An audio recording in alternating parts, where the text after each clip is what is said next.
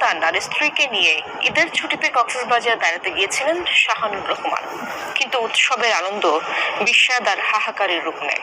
সমুদ্রে ডুবতে যাওয়া পুত্র সিফাতকে বাঁচাতে গিয়ে মৃত্যু হয় শাহানুরের। অশীতিপর বৃদ্ধ বাবা এখনো জানেন না পুত্র ও নাতি বিয়োগের কথা। রাজশাহীর মহিষবাগান এলাকায় তাদের বাড়ি এখন শোকস্তব্ধ। সবে কলেজের গণ্ডি পেরোনো সিফাত কক্সবাজারের কলাতলী সৈকতে নেমেছিলেন সাগরের জলে ভিজতে। হঠাৎ আসা এক ঢেউয়ে তাল হারিয়ে তলিয়ে যান তিনি।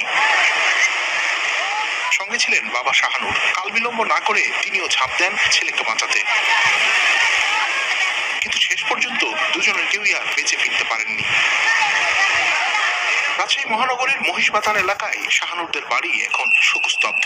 অশীতিপর বৃদ্ধ বাবাকে এখনো জানানো হয়নি তার ছেলে আর নাতির মৃত্যু সংবাদ। এখন পর্যন্ত আমরা কেউই বলি না, শুধু বলতেছি যে হসপিটালে আছে, 72 লঞ্চঘাটে আছে, যার ফলে বাকিটা বলা যাবে। 4 জুন রাজশাহী থেকে ঢাকায় ঈদ করতে যান শাহানুর চাকরি সূত্রে। সেখানে তার স্ত্রী বাস করেন। ঢাকা থেকেই 2 সন্তান সহ এই দম্পতি কক্সবাজার যান ছুটি কাটাতে।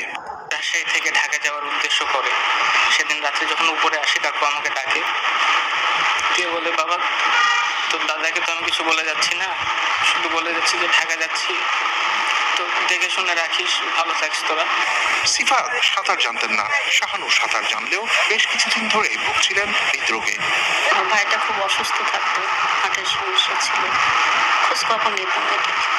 নিহত এই পিতা পুত্রের মরদেহ বুধবার নাগাদ রাজশাহীতে আসবে বলে জানান পরিবারের সদস্যরা।